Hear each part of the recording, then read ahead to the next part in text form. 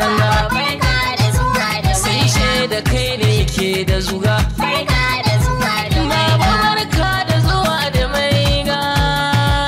gaskiya to da karya Baba ya sauka da maiga.